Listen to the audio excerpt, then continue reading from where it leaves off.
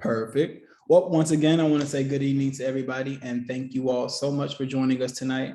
We know there's a lot of places that you could have been and you're here with us. So we just want to say thank you and that we appreciate it. Probably noticed that there's only 2 of us tonight. There's only half of the crew here. Big things happening for Pharma Collective. We have Milka, who's actually getting pinned tonight, and then Joe, who's getting inducted into ROCOT. So great things happening for Pharma Collective, but just unfortunate that we all couldn't be here. But me and Tati will definitely hold it down. Definitely hold it down. So one thing before we kind of get started and introduce our lovely guest speaker tonight.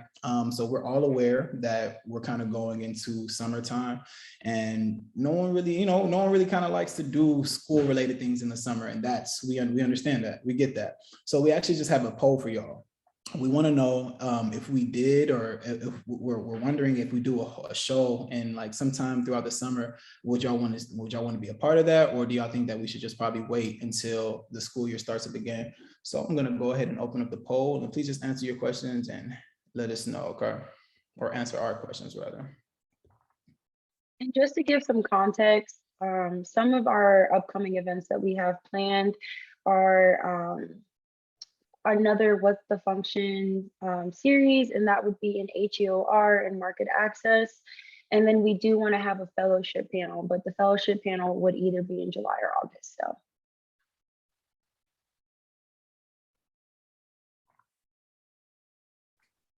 Awesome. It looks like we got all of our votes in. So thank you all for voting so fast and being engaging. So first, I'm going to introduce our guest speaker. I am introducing Dr. Amy Kranz, PharmD, RPH, RAC, and she is a global pharmacovigilance scientist at SpringWorks Therapeutics. Amy joined SpringWorks Therapeutics in August of 2021, and she previously completed a pharmacovigilance and drug safety fellowship with United Therapeutics and UNC hospitals. And to add, she was the first pharmacovigilance fellow for UT. And prior to obtaining her Doctor of Pharmacy degree from the UNC Eshelman School of Pharmacy, Amy worked in pharmaceutical sales with Teva Pharmaceuticals, representing their respiratory product line. Outside of work, Amy enjoys being outdoors, tackling questionable life goals. These have included biking cross country many years ago, and more recently, her first marathon on trails because it made perfect sense at the time. She also loves to spend time and tell everyone about her family, her 5.5-year-old daredevil daughter, her mountain biking husband, and their 2 rescue cats, Kevin and AJ. So if we can give a virtual round of applause for Amy and welcome her. Thank you so much, Amy, for joining us today. Thank you, Tatiana. I'm excited to be here, and thank you all for coming out tonight. I really appreciate it. My name is Amy Kranz, and I'm just going to start out and say I apologize. I've been sick for a few days, so I've got like a froggy situation happening, and I might take a minute to drink some water throughout, but just so you know. I will go ahead and share my screen. Make sure that I get that right. There we go. Okay. Perfect. So my name is Amy Kranz. I am, of course, a pharmacist, and I'll be talking to you tonight about pharmacovigilance. Tatiana mentioned that I could share some photos of my cats. So I'm going to lead with probably my best slide, which I probably should have saved to the end now that I'm thinking about it. But so I have 2 cats, Kevin and AJ. They are brothers. They are rescue cats, and Kevin is large and in charge, and he loves to fight. And so that's what you can see. AJ doesn't care for that. But Kevin is also, as I mentioned, he's large. He loves to eat. He is patiently waiting for my 5-year-old daughter's food. And I'll show some more pictures, just so you know, I'm not a crazy cat lady. I have a 5-year-old, I mentioned that. This is one of my favorite pictures of her. I know it's old, but I still love it. This is more current. She's crazy. And then but this is my husband, who gets very invested in 5-year-old soccer games, and he's got his serious face on because he's angry that I am not, that I'm taking a picture of him during a very intense moment.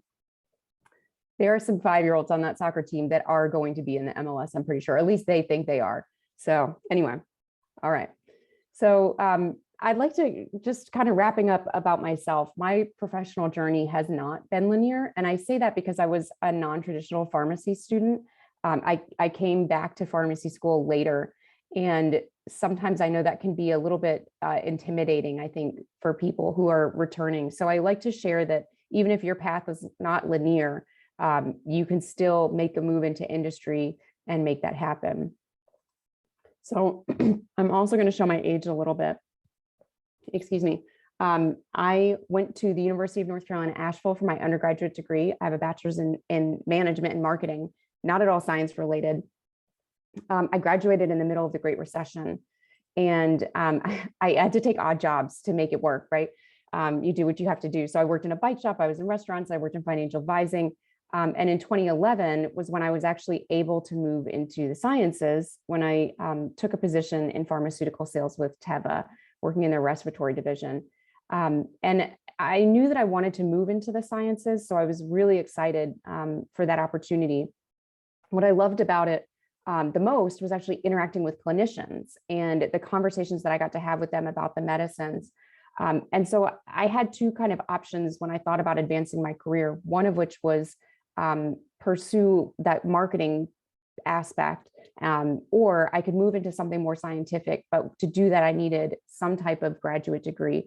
And for me, it made sense. So I chose to go to pharmacy school, as Tatiana mentioned, at UNC here in North Carolina. I graduated 3 years ago now, which is wild to think about. And at the end of graduation, I completed a fellowship in pharmacovigilance and drug safety, which was United Therapeutics and UNC's first pharmacovigilance fellowship. So it was this really fantastic opportunity, one, to build something from the ground up, but two, because it incorporated time at UNC hospitals as well as in industry and academia, I got this really great exposure to different aspects of drug safety and pharmacovigilance that you don't always kind of get to see. Once I finished my fellowship, I started with a small but rapidly growing pharmaceutical company here in North Carolina, also with offices in Connecticut, called SpringWorks Therapeutics as a PV scientist.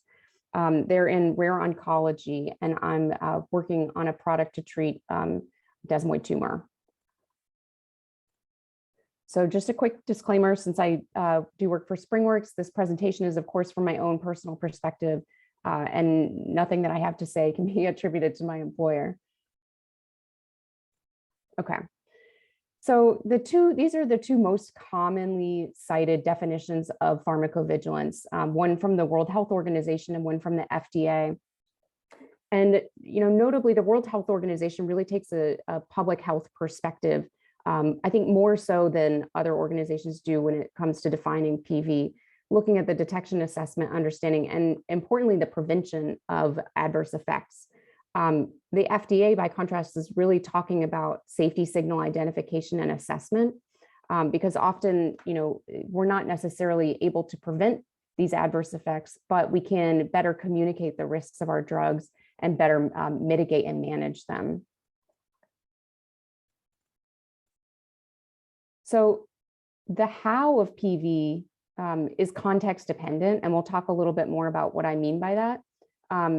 But the goals of pharmacovigilance really are the same. It's a constant ongoing evaluation of benefit risk, as well as I mentioned, educating patients and healthcare providers. And of course, across this really spans all functional areas in industry, complying with all laws and regulations. So firstly, the type of organization that you work for really influences your work. And I've outlined, three probably the most likely places that a pharmacist is going to go to work in pharmacovigilance. The first is, of course, a pharmaceutical company. There's also a lot of opportunities in contract research organizations, and then the FDA as well. CDER has a number of pharmacists working specifically in that branch, doing a lot of drug review and proactive surveillance. So some of the differences are what I'm trying to highlight here. In a pharmaceutical company, you're often working on one asset, whereas in a CRO, you're working on numerous assets. And at the FDA, of course, you'll be working on numerous assets. You may also be looking at classes of drugs. In a pharmaceutical company, you will generally, depending on when you start and when you leave that company, you have the opportunity to see an asset throughout its life cycle. Whereas in a CRO, you'll be a little bit more limited in scope typically, but that's not always the case. And at the FDA, it has potentially a very broad scope of work. In pharma, you're typically reporting out to numerous stakeholders. Internally, it's very cross-functional. You will also be reporting out to healthcare regulators and authorities. At a CRO, you're really commonly reporting out to one stakeholder per asset. So, of course, the pharmacovigilance leader for the company that you're working for. And at the FDA, there's a very bureaucratic reporting structure. So you're commonly, reporting your results into your direct employer. In terms of a pharmaceutical company processes, you get to often define the processes and scope of work, whereas at a CRO, you're often following those pre-established processes. The caveat to that is that if you're at a CRO and you're working with a smaller company, you may have the opportunity to kind of influence a pharmaceutical company's processes a little bit. And then in terms of remote work, it's such an interesting time, right? We're at the tail end, I suppose, if that's how you'd like to look at it. We're at this tail end of this pandemic, and we're seeing a lot of companies that are pushing for this return to the office stance. And so certainly many pharmaceutical companies offer remote positions, but I'd say it's not a guarantee. CROs are very likely to offer remote positions because their customers are everywhere. And the FDA will be the most geographically limited. They really do prefer to have individuals working on site in DC. So in addition to the organization that you work with, influencing your work, PV and industry also varies with the stage of development and honestly, your company's clinical development plan. And what changes has a lot to do with the benefit risk evaluation, as well as the sources of data that you're using to kind of assess that benefit risk. And then the regulatory requirements or regulatory burden changes as well, depending on where you're at in the market. So I'll kind of walk through some of these scenarios. In an early phase situation, for example, you're looking at first in human trials or potentially only animal data, but usually phase 1. And so you have very limited dosing in humans at that point. And a lot of your risk benefit is derived from non-clinical animal toxicology. So you have a much smaller amount of evidence from which to draw that benefit risk. Whereas in late phase, we're talking phase 3. So at that point, you should have hundreds, potentially thousands of patients who are using your product in a very controlled setting. So at that point, you're able to take that non-clinical data that you have from your early phase and your animal studies and combine that with what you're seeing in adults to really start to develop and define what the risk-benefit profile is for your drug. In a post-marketing setting, you have the benefit of considering how your drug is used in a real-world setting. So it's not just how patients use it when they know exactly how to do it and they do it exactly right, but it's also when patients make mistakes, when patients maybe take too much, and you can learn new things about your drug at that point. And you're also able to see, because your denominator becomes greater, you're also able to see reactions that might not occur in smaller patient pools. So you can see how the data sources and the benefit risk changes throughout that. The regulatory requirements also change, of course, through phases. So in development, you're looking at different aggregate reports and different timelines versus post-marketing. So there's different reporting requirements there. The second point, they're looking at a drug that's first in class versus coming to market with a drug in a competitive class. So in particular, when you're bringing a drug to market that's first in class, although there may be some information out there from a similar drug in the literature, what you have to understand your drug is purely what you've developed, as opposed to a competitive class, there's often a lot of information that's been published in the literature to help you understand what you may expect when it comes to the side effect profile of your drug. So the benefit risk evaluation is a little easier in that scenario. Of course, the regulatory burden, or I guess hurdles, if you will, may be a little bit lower for a drug that's first in class, depending on, of course, does it show efficacy? And depending on what the indication is that you're pursuing. So a drug that's first in class you may have lower hurdles if you can show benefit, because there may not be another option for those patients.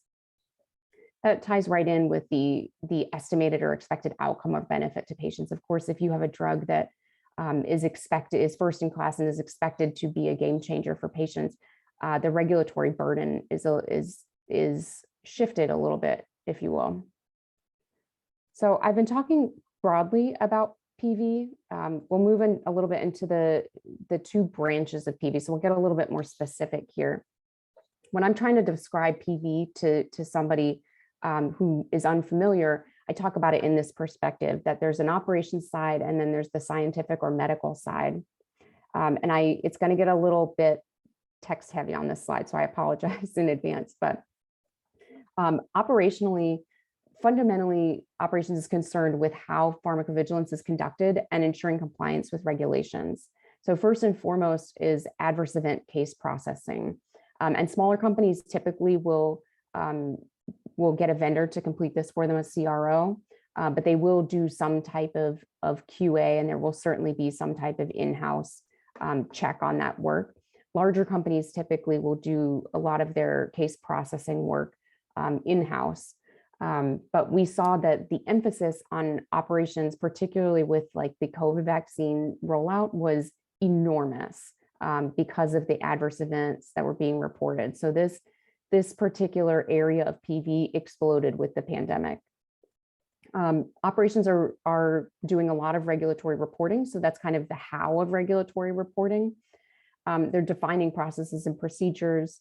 They're managing vendors and helping to select new vendors, as well as selecting technology and rolling that out. They're helping ensure appropriate employee training and helping with inspections and audits. So typically, operations pharmacovigilance professionals are going to work closely with quality, compliance, finance, and clinical operations teams. The scientific and medical side of PV is fundamentally concerned with the benefit risk of the drug. And that's not to say that our operations colleagues aren't, more so to say that our scientific medical side is really looking at the how of the benefit risk. So kind of thinking narrowly, that involves individual adverse event review and assessment. And again, this can be done and is often for smaller companies done by a CRO. But this involves things like assessing if an adverse event is related based on what is known about the drug, what is known about the patient and their medical history, and plausible mechanism of action and a temporal relationship. In addition, there's ongoing aggregate review and analysis of adverse events. This is typically done minimally quarterly, often monthly as well. And then this team is also responsible for authoring and project managing regulatory reports. So I mentioned that operations colleagues are doing a lot of the how, the science and medical side are doing the what. There's also signal surveillance. So there's proactive and reactive signal surveillance here, both combing the literature as well as combing your own data. And then conducting signal assessments. So if a signal is identified either in the literature or within the data, actually assessing and completing the workup of that. Of course, preparing presentations for internal stakeholders, reviewing informed consent forms and protocols. And our scientific and medical PV professionals will work closely with clinical development, medical affairs, and our clinical operations teams. So just briefly, some examples of work I've completed as a PV scientist: aggregate adverse event analyses and presentations, authoring and project managing signal assessment reports, as well as managing and project managing aggregate regulatory reports. So DSURs, which are development safety update reports, those are completed when your product is in development, or if you are pursuing any type of indication after your drug has been approved for marketing. If you're pursuing an indication that is new, you're still going to be completing DSURs. And then there's PBERs, which are periodic benefit risk evaluation reports. And these are post-marketing exclusively. I've also worked on company core safety information. So company core safety information involves the entirety of what is known about a drug's safety, and it informs labeling. So it's very important for determining a product's label. And then, of course, a lot of informed consent and protocol reviews. So ensuring that we are communicating appropriately with our patients, and that protocols are adequately assessing the risks of our drug and collecting the information that we need. So I just wanted to highlight a couple of the most common questions I've been asked by pharmacy students, because I expect that that you might be curious about some of these things, and I thought I'd lead off the questions here. The first one is, how do I get into industry? Do I have to do a fellowship? And I'll start that no, you don't have to do a fellowship. I did do a fellowship. I think it is an easier avenue to get in to industry, but you do not have to do a fellowship. In terms of getting into industry, I talked a little bit about PV. Of course, I'm PV biased, but I talked a little bit about PV operations versus the medical and scientific team. In terms of getting into PV, the operations side is a little bit easier to get into, and it's a great place to start foundationally, because that information is critical for ensuring that the team is operating appropriately and in compliance. In terms of other avenues, medical writing is a fantastic way to get into industry without doing a fellowship, as well as CROs typically are a little bit easier to start with, and you can get a ton of experience working in a CRO because you have so many customers, you have so many different projects.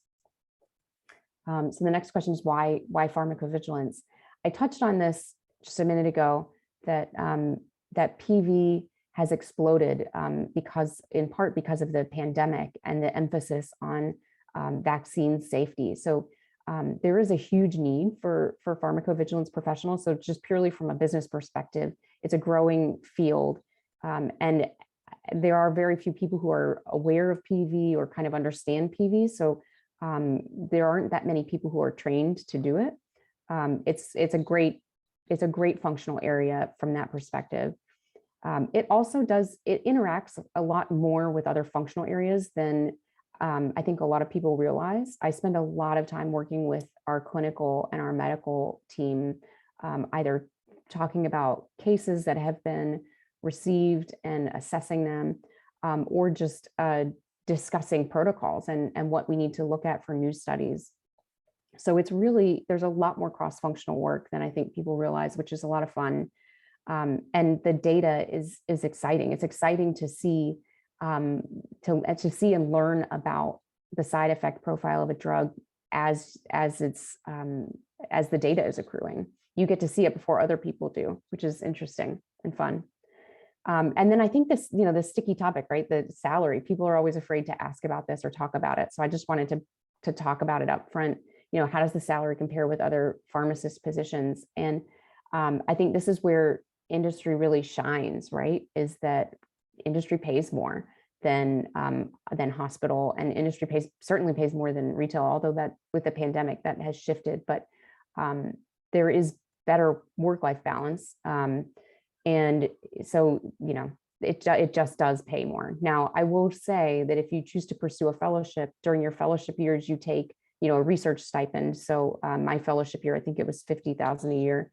And then it increases annually. So it's typically tied to whatever the NIH is paying. You could look it up, but so you have those years. But then when you come out the other side of your fellowship, you make up for it. If you choose not to pursue a fellowship and you take a position like in medical writing or in PV operations, you typically will not make the kind of salary that you would make if you had done a fellowship, but you're also not taking the pay cut of the fellowship years. So, pick your poison there. But I would say that in general, the pharmaceutical industry is a much more profitable way to go than hospital or retail. So I'll open it up for questions, and I'm going to make this bigger so I can see people. Perfect. Just want to say thank you so much, Amy. I really like how you took your time and kind of broke that down, because I mean, like I said, before we even started talking, I didn't really have a good idea of what exactly pharmacovigilance entailed. So I feel like your slides, even though they were real concise, it really broke it down in a great way. But like she said, we're going to go ahead and open up the questions. So again, you can either type your questions inside the chat, or you can come up with mute and say them as well. I'm actually going to open up a question if y'all don't mind, because I actually have a couple questions from your slides. So my first one, again, I'm really black and white. So is it, you touched on the two branches of pharmacovigilance. So is it something, or would you say that that's something that you do on a day in and day out, or would you say that like it depends on the company on if you're either operations or if you're scientific, or if you're like on the medical side, or is it something that kind of one job does both of them? Can you kind of explain that? Yeah. In general, unless you're at a very small company, like very small, like probably less than 50 employees, in general, you won't be doing both. Now, there's some overlap. So you'll have some overlap in terms of like, sometimes I help write SOPs. So I'll help write standard operating procedures, which then define the processes for how we do something. So for example, I work on and lead the DSUR, our annual development safety update report. And so because I know that DSUR, I helped write the SOP for that. So I defined the processes and procedures for that. And then I suppose I should have to overlap in terms of inspections and audits. So when an inspection happens, and PV is a key area that the FDA comes to inspect and audit when you've submitted a drug for marketing approval. Everybody contributes to an inspection, and the auditors will want to talk to everybody, and they'll ask you what everybody does, and tons of questions that are challenging and designed to be really uncomfortable. So there's that piece of it as well. But in general, the roles are relatively defined in scope. You certainly could ask to work on some more operational things. Like, I don't think I think that would be well received, right? But you might not have time. It just depends. But in general, they're relatively split. Got you. Thank you. I don't know if Tati, you want to come up? Sure, thanks. And thank you so much, Amy, for such an amazing presentation. It was very informative. I wrote down a lot of notes, so I appreciate it a lot. We do have a couple of questions from the audience that we can get started on. So Tamar wanted to know, are there any fellowships in collaboration with the NIH? That is an excellent question. I don't know the answer to that question. I do know that there are FDA fellowships, and I also know there are some drug safety fellowships through ISMP, which is the Institute for Safe Medicine Practice. Sometimes the agency fellowships or the governmental organization fellowships, they prefer somebody who has some type of clinical pharmacy training. So maybe a PGY1, for example, prior to doing that fellowship, just as an FYI, but I'm not familiar. I would expect that the NIH might, but I don't know. I'm sorry.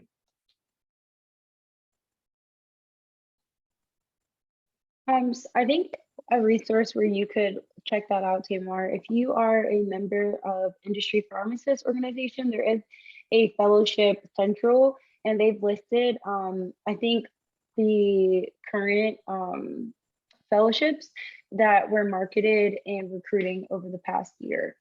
And then another thing is you can look on the NIH careers website or the FDA. So hopefully that can help. But if you do find out, let us know as well.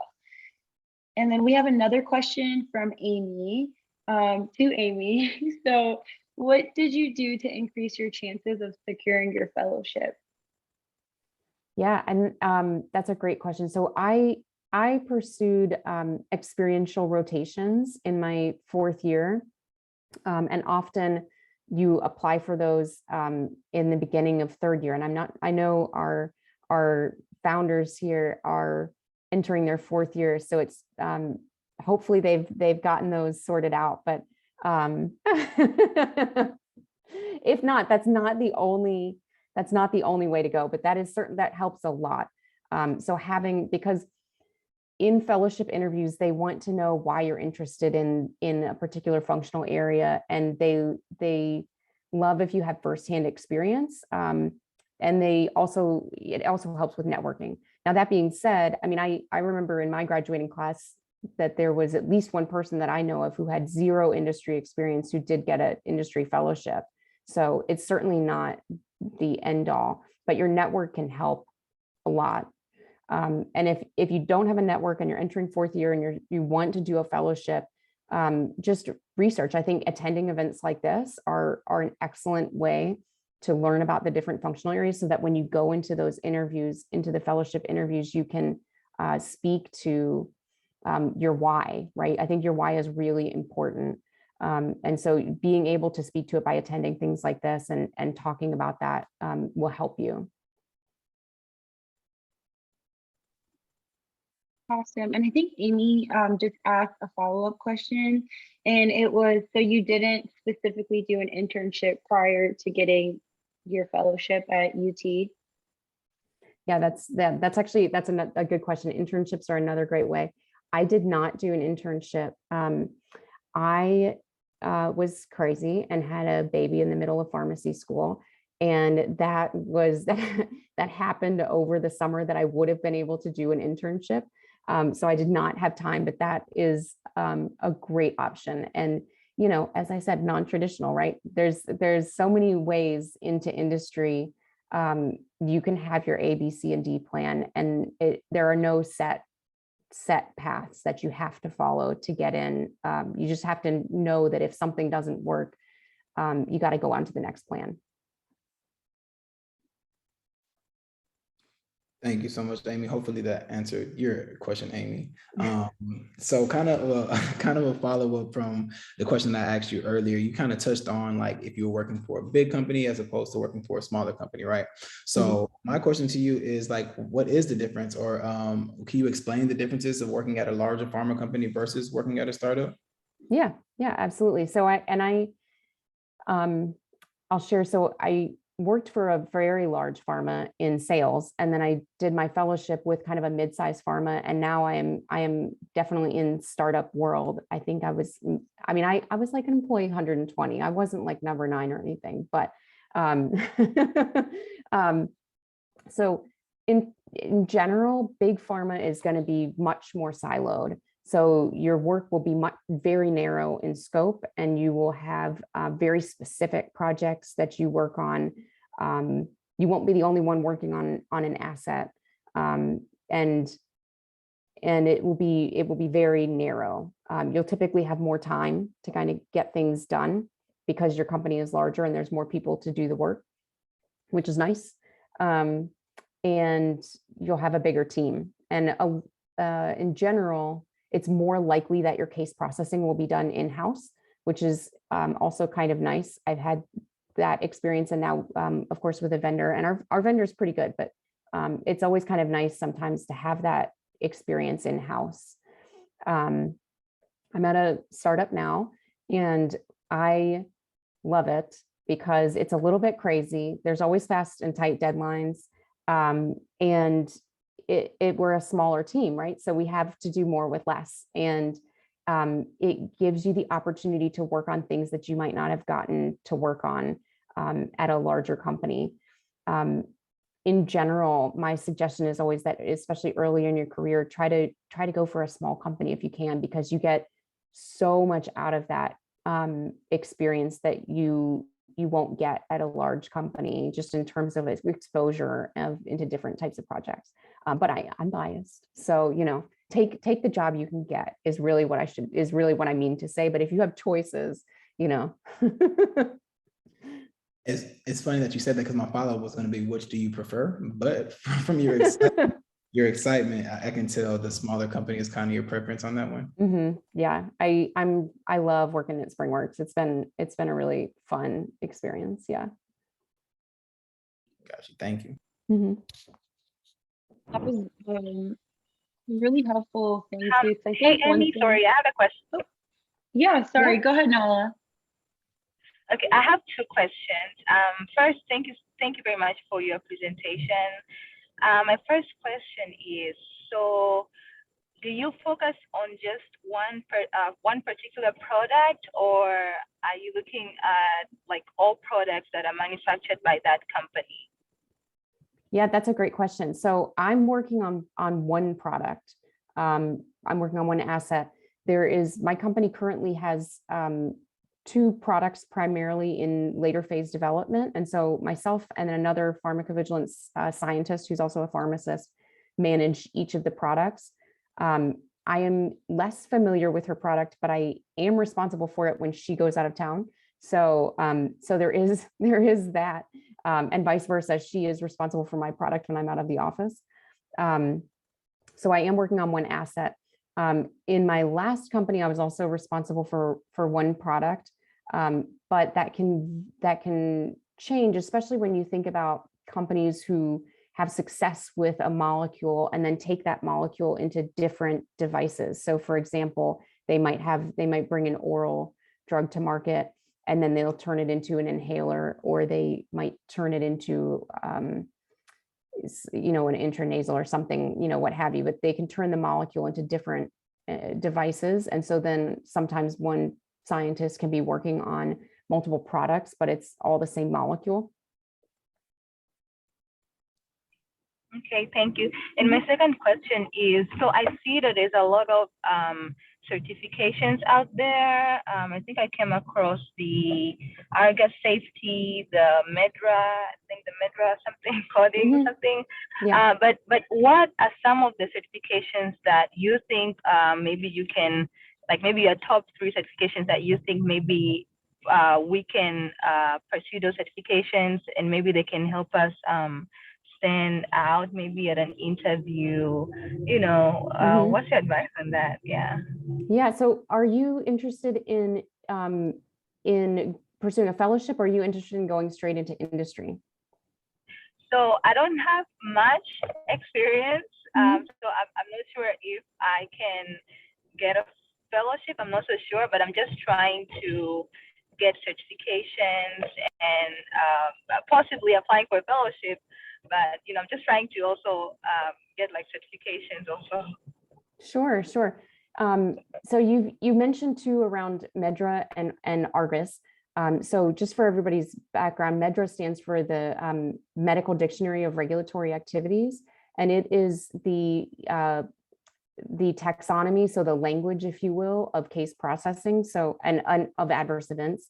So in the industry or with a clinical trial, when an adverse event is reported, it is then coded into this taxonomy, into this language.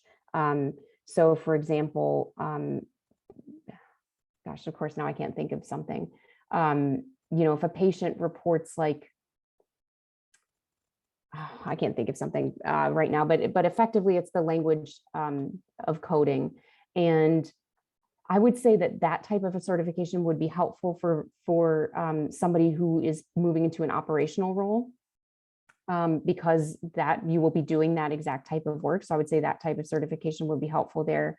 And then the other one that you mentioned, I apologize, you said Medra, and then I think it's like the Argus Safety. Oh, that's right. It was the Argus Safety Database. Yeah. So there are several certifications with Argus. So Argus is a software made by Oracle, And it's probably one of the top 2 most commonly used softwares for case processing. And I use it frequently, not so much for case processing, but to go in and data mine and see what's going on with a particular event, for example. And again, I think that type of certification could be useful for somebody who's entering case processing and entering kind of an operational role. For a PV scientist, I would say it's unnecessary. And the Medra one, honestly, would be unnecessary as well. In terms of standing out, if you are entering into a fellowship situation, I think because I helped interview for fellows for at the university when I was there to find the person who was coming behind me. What always stood out to me was when somebody could articulate their why. And I said this before, but it is so important to articulate your why and to have your scope narrowed a little bit, right? So we could see if somebody was applying to every single functional area. So if somebody was applying to PV and clinical and reg affairs and medical affairs, and it doesn't, there's overlap, right? Of course, there's overlap. My role has overlap into regulatory affairs in particular. So it's certainly understandable for somebody to apply to like 2 functional areas, but when somebody applied to every single functional area, it made them look like they didn't know what they wanted or what the differences were. So my suggestion is to kind of narrow your scope and really know your why, even if you don't have experience. Because as I mentioned, I know of at least one person from my class alone who didn't have any experience prior to doing a fellowship who got a fellowship. And I would say, look at some of the less represented fellowship areas. So look at health economics and outcomes research, HEOR, look at pharmacovigilance. Everybody's vying for that medical affairs fellowship. So it will be more competitive in medical affairs. And honestly, drug development, those are kind of the 2 most popular functional areas. And if you're going straight into industry, look at roles in medical writing, look at roles, PV operations is certainly a great place to start as well. Look at CROs and work your network, contact your school and talk to alumni at your school as well. Thank you. You're welcome. I'm loving these questions. I can tell that our audience is really, really into PV, and I just love that it literally warms my heart, but I'm kind of weird like that. So next question, it is from Tamara again for his second question. And since he is my brother through Christ, I'm actually going to call him out and say, Tamara, if you can come off mute and ask your question and introduce yourself if you like. I know that PV is your thing. So if you can come off mute and ask your second question, that'd be lovely, boss. Hey, yeah, for sure. Yeah, so like he said, I am very interested in PV. I've been looking into it for a couple of months now. But my question was, you were saying that you are leaning towards smaller companies. I wanted to know, like, how do you find out about those smaller companies? Is it through networking? Is it through conferences that you go to? Because I've seen a few on LinkedIn just by surfing, but for the most part, it's only the big companies that are always at the top of the list when you search pharmacovigilance. Yeah, that's a great question. I honestly found my current company I had discovered the post through like one of the career websites. I don't remember if it was on LinkedIn or honestly like monster.com or one of those. But then I was networking pretty heavily at the end of my fellowship with alumni and former fellows. So I had heard about the company and I knew what they were looking for as well through my network. And so I would encourage you, do you mind if I ask what school you're at, Tamar? Yes, for sure. I'm at Texas Southern University. Okay, that's right. Of course. Okay. What I would suggest is trying to find any alum at your school who are either currently working in industry or who are doing fellowships or have done fellowships, and reach out on LinkedIn and talk to them, and just have conversations, because things happen in conversations. You're like, I don't know, what's going to happen here. But then you never know. Jobs come up and somebody's like, well, why don't you go look at this? And then you go look and suddenly there's a position and it's like, oh, this is perfect. But the more conversations you have, the more that you put yourself out there and you open yourself up to have, you know, the more that you open yourself up to those conversations, the more opportunities and doors open. So I just encourage you to keep doing what you're doing. I'm excited that you're excited about PV, because PV is awesome. It's a really great, super fun space to work in. And it's exciting. And I don't want to discourage anybody from going to a bigger company, because honestly, bigger companies are great. I think my soul found its home in a small company, you know, and so I'm a little biased, but big companies are great too. They, you know, don't get me wrong, take a job where you can get it, because that first job, no job is harder to get than your first job. After that, everything gets easier. So just know, I know it feels like you're fighting an uphill battle, and it is a little bit, but after that first one, it gets so much better. Just stick with it. Okay, that sounds perfect. Thank you. Yeah, you're welcome. Thanks for asking a question. Thank you so much. You guys are asking amazing questions, so I really appreciate it. So I do have another question to kind of go into. I know Matt asked about the differences between working at a large pharma company versus a smaller startup, but can you also explain, is it difficult to transition between types of organizations when working in pharmacovigilance? So if you want to go from a CRO to the FDA or to pharma, is that transition a little difficult? I don't know anyone who has transitioned into the FDA as a pharmacist from industry, but I don't know specifically. My only thought that would be difficult about doing that transition in particular is that often the FDA likes to see some clinical experience. So some type of clinical practice is preferred at the FDA. But I don't know. I would also think, and this is kind of speculation, but I also think, you know, networking gets you so far. And having somebody at the FDA that you can talk to and can help get a foot in the door, I think could be really helpful there as well. In terms of other transitions, one thing that can be challenging about moving from a CRO to industry is that oftentimes you have to sign non-compete agreements with CROs. So you can't go to work for one of your clients for typically at least a year.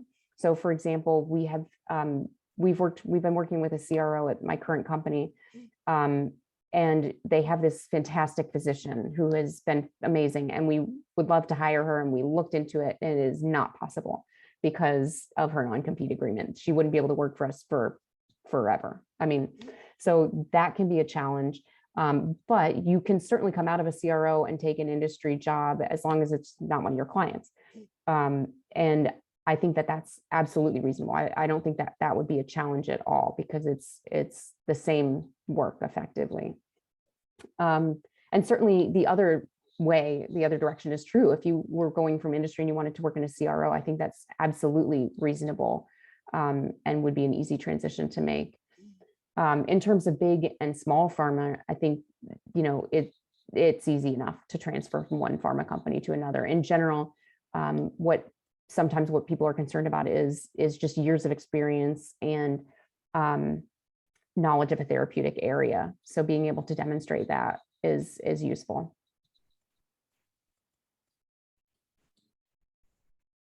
Thank you so much. I really appreciate that answer too, because again, this is all kind of new for me, so kind of soaking it all in. So we do have one more question on our end, but before we do that, I do want to check in with the audience to see if anyone has any last questions that they want to ask before we kind of begin to wrap up the meeting. And of course, that is okay, always. So you kind of earlier, you touched on how things are kind of changing as far as like with COVID. And you said how, you know, before everyone was kind of online and now things are kind of going back to in office, right? So in your own words, or how do you, I want to know what you think about this. How do you imagine the landscape of PV kind of changing within the next 5 to 10 years with things actually going back to being in person and things like that? How do you see that change happening? Yeah, that's a great question. I actually think that PV as a functional area is a little bit safer in terms of, and I use the word safe to mean that I'm remote. I'm 100% remote. I did choose to work for a company. When I was job hunting, I wanted to work for a company that wasn't remote. I wanted to work for, I live in North Carolina. I wanted to work for a North Carolina company because I like going into the office. But when I found out that I could then have my cake and eat it too, I could be remote. Sometimes I could go into the office. Sometimes it was like, this is the dream. That's, of course, who wouldn't want that? But anyway, where I'm going with this is that PV, there's not as many people trained to do the work. So there are not as many qualified people in pharmacovigilance. And so they're often far more comfortable with people working remotely than say other areas like clinical drug development. Our entire team is basically required to come into the office at least 1 day a week. Same thing with our medical team. So PV is a little, when I say again safer, I mean that there are probably more remote opportunities in pharmacovigilance than you're going to find at some of the bigger, more well-known functional areas. And I don't think that's going to change in the next 5 to 10 years, because I think realistically, we're going to continue to see some of this brain drain of PV professionals retiring and more positions opening up and kind of a greater need for PV professionals. And the pandemic has highlighted the need more than ever for strong PV professionals who are clinically minded and you know, and have experience doing the work. So I think there will still be remote opportunities in pharmacovigilance. And that's a negotiating point too. Even if a job says it's not remote, apply for it anyway and negotiate it later. You can always turn a job down. So if you see a job that's based in New Jersey or Pennsylvania or something, you're like, I don't want to live there, because that was me. I was like, I'm not going to live there. Just apply. And, you know, worst case scenario, you got practice interviewing. I mean, assuming you get an interview, which you might not. I didn't get a lot of interviews, so no harm, no foul. But take the interview, and it's negotiation. So nothing's set in stone usually.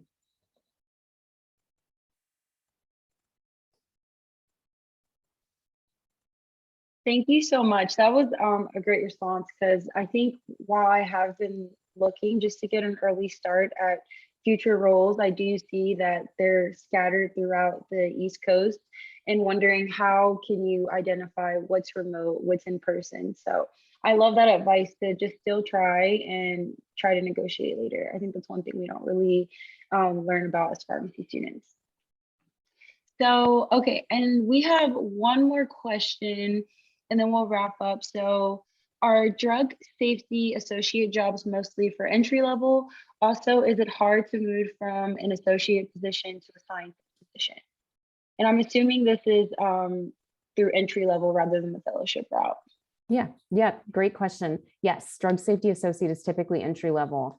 And I would say, yeah, it is absolutely possible. And I would say relatively easy, but time consuming, but easy to make that move. My counterpart, who I mentioned is a pharmacist who's working over my company's other product, started that route.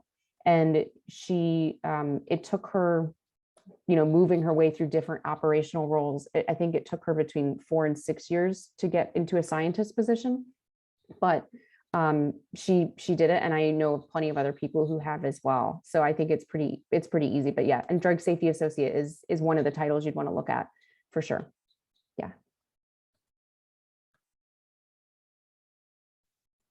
Awesome. Well, thank you to our audience for honestly being so engaging and providing some great and thought-provoking questions. We really appreciate it. And thank you, Amy, for volunteering your time today away from your family and your cats, and especially during your free time. We really appreciate you. So if you are willing to drop your contact information or your Yeah. LinkedIn, just if anyone would like to reach out to you.